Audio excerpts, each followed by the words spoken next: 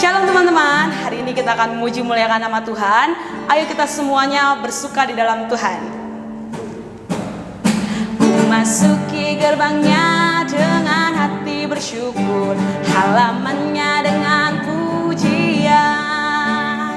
Kataku hari ini harinya Tuhan, ku bersuka sebab Dia girakanku. Ku masuki gerbangnya dengan hati bersyukur, halamannya dengan pujian. Kataku hari ini harinya Tuhan, ku bersuka sebab Dia girakanku. Dia girakanku, oh Dia girakanku. Ku bersuka sebab Dia girakanku, oh Dia girakanku, oh Dia girakanku. Ku bersuka sebab Dia girakanku.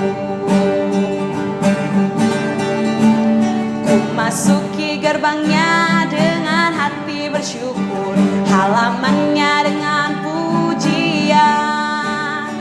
Kataku hari ini harinya Tuhan, ku bersuka sebab Dia girakanku. Dia girakanku, oh Dia girakanku. Ku bersuka sebab Dia girakanku, oh Dia girakanku, oh Dia girakanku. Ku bersuka sebab Dia girakanku. Dia girakanku, oh Dia girakanku.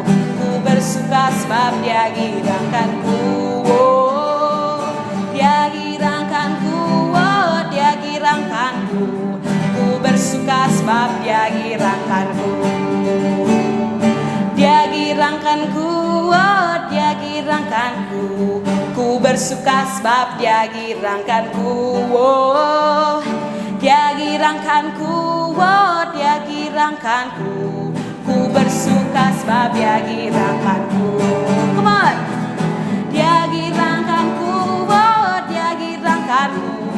Ku bersuka sebab Dia girakanku, oh Dia girakanku, oh Dia girakanku. Ku bersuka sebab Dia girakanku. Ku bersuka sebab Dia girakanku. Bum bum, balik lagi di channel YouTube Sekolah Mahanaim pada sesi devotion pagi hari ini. Mari Bapak Ibu, anak-anak semua, Markus berharap kita semua dalam keadaan sehat. Kita berdoa yuk, sebelum kita mau dengar firman Tuhan. Pagi hari ini Tuhan, kami bersyukur karena kasih setia-Mu Tuhan. Kami ada dan kami mau gunakan waktu yang ada ini Tuhan untuk terus Tuhan mengasihi Engkau. Ajari kami Tuhan untuk setia dalam hal-hal kecil sampai Kau Tuhan mempercayakan hal yang besar. Namun juga kami percaya Tuhan Kau menyertai kami, Engkau melakukan hal yang ajaib. Dan kami mau terus Tuhan, iman kami arahkan kepada Engkau. Ajari kami firman-Mu Tuhan pagi hari ini biar jadi sebuah rema dalam hidup kami sehari-hari Tuhan. Dalam nama Yesus kami berdoa. Amin. Mari kita buka Alkitab kita di Kejadian 26 ayat 1 dan seterusnya. Judul perikopnya adalah Ishak di negeri orang Filistin. Ayat 1, maka timbullah kelaparan di negeri itu. Ini bukan kelaparan yang pertama kali yang telah terjadi dalam zaman Abraham. Sebab itu Ishak pergi ke Gerar kepada Abimelek, raja orang Filistin. Lalu Tuhan menampakkan diri kepadanya serta berfirman, janganlah pergi ke Mesir, diamlah di negeri yang akan kukatakan kepadamu. Tinggallah di negeri ini sebagai orang asing, maka aku Tuhan akan menyertai engkau dan memberkati engkau. Sebab kepadamu dan kepada keturunanmu akan kuberikan seluruh negeri ini, dan aku akan menepati sumpah yang telah kuikrarkan kepada Abraham ayahmu. Kejadian 26 ayat yang ke-12. Maka menaburlah Ishak di tanah itu. Dalam tahun itu juga ia mendapat hasil 100 kali lipat, sebab ia diberkati Tuhan. Baik, sejauh kita membaca ayat firman Tuhan, dari pembaca firman Tuhan ini, Markus belajar banyak hal-hal yang ajaib. Yang pertama adalah Ishak sedang di depannya sedang ada sebuah kondisi kelaparan terjadi. Poin pertama adalah ini merupakan sebuah peristiwa kesusahan, malapetaka, dan itu bisa dibilang mungkin sama dengan kondisi hari-hari ini. Di tengah-tengah pandemi kita lihat begitu banyak, mungkin tetangga susah, ada banyak pekerjaan-pekerjaan yang orang tua atau tetangga terkena dampak COVID, mungkin juga ada yang susah makan dan sebagainya. Hal yang sama juga terjadi pada Ishak. Nah, mari kita belajar bagaimana Ishak bisa lolos dan keluar menjadi pemenang di tengah-tengah dia harus menghadapi kondisi atau sebuah negeri kelaparan. Yang pertama kita baca di ayat 2. Lalu Tuhan menampakkan diri kepadanya serta berfirman, janganlah pergi ke Mesir. Diamlah di negeri yang kukatakan kepadamu. Poin pertama adalah Tuhan yang kita sembah adalah Tuhan yang sangat mengetahui hati setiap umatnya.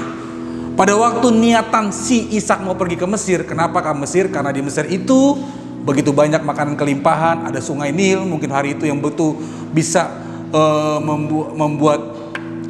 menyediakan makanan minum, mungkin juga dengan kemewahannya Mesir.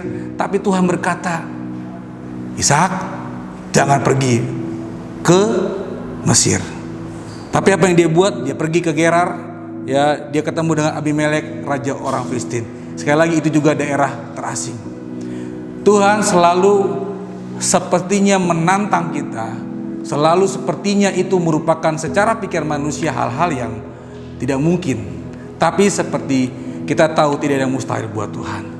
Yang dia butuhkan dari setiap umatnya ketika dia didik umatnya adalah dengar suara Tuhan dan taat. Ada begitu banyak orang yang dengar suara Tuhan, ya dia cerita sana sini tapi dia nggak taat. Mari anak-anak, Bapak Ibu semua, kalau kita bisa dengar suara Tuhan melalui baca firman Tuhan, pujian penyembahan, kita juga harus belajar taat. Hasilnya apa? Hasilnya di Kejadian 26 ayat 12. Maka menaburlah Ishak di tanah itu, dalam tahun itu juga ia mendapat hasil 100 kali lipat, sebab ia diberkati Tuhan. Hasil sebuah ketaatan adalah berkat itu sudah otomatis. Bayangkan saudara ya, bayangkan anak-anak, Ishak menabur di tanah terasing, dia dapat hasilnya 100 kali lipat, tuaiannya 100 kali lipat. Itu kalau dianalogikan zaman sekarang ini, dia buka sebuah bisnis misalnya dengan modal 1 juta, Tuhan berkati usahanya itu 100 kali lipat, berapa tuh? Bayangkan. Dalam firman Tuhan katakan dalam tahun itu juga, berarti ada perbedaan umat Tuhan, ya, ada perbedaan orang-orang yang pada waktu itu Ishak diberkati Tuhan, disertai Tuhan, dan yang tidak. Bahkan Alkitab menjelaskan di ayat sesudahnya, kalau anak-anak baca, itu Raja Abimelek aja sampai hormat kepada Ishak. Raja loh, Abimelek itu sampai hormat, dan dia bilang gini, kami tahu bahwa Tuhan sesungguhnya menyertai engkau Ishak. Jadi saya mau bilang sama-sama, ini juga buat Saudara Markus, yuk di tengah-tengah pandemik seperti ini ya, tantangannya luar biasa. Apalagi kalau ngeliat berita, jangan biarkan imanmu lemah, jangan biarkan imanmu itu kering. Mari terus perbanyak doa, perbanyak baca Alkitab, pujian penyembahan, bersekutu dengan orang-orang seiman. Dengan begitu kita bisa punya komunitas, dengan begitu kita bisa terus dapat perkenanan Tuhan. Sama aku nggak tahu apa yang terjadi hari-hari ini, tapi mari baca Ishak saja yang dalam dia punya tantangan, yaitu menghadapi situasi kelaparan. Tentu secara manusiawi dia pergi keluar, ya, dia pergi keluar, tapi Tuhan sungguh menyertai dia sampai Tuhan melarang jangan pergi ke Mesir, ya. Nah, bagaimana dengan kita? Sesungguhnya dalam hidup ini yang paling penting adalah penyertaan Tuhan. Itu cukup, ya, itu cukup. Kalau orang disertai Tuhan, pasti semua keluaran-keluarannya secara fisik, secara jasmani itu diberkati. Itu udah otomatis. Tapi poinnya adalah kita mau sama-sama, kita mau dengar belajar suara Tuhan sekali lagi pelan-pelan. Dan itu bukan bisa langsung begitu ya, tapi itu perlu dilatih hari-hari ini. Dan kalau sudah bisa dengar suara Tuhan, mari kita lakukan dengan taat. Amin Bapak Ibu, yuk kita berdoa. Tuhan, terima kasih, biar seperti Ishak Tuhan, hari ini kami mau sudah belajar tentang renungan firman Tuhan. Kalau Ishak Tuhan, pada waktu dia di depannya menghadapi kelaparan, dan secara manusiawi ada sebuah reaksi manusiawi untuk pergi Tuhan. Namun tuntunanmu Tuhan menyertai dia.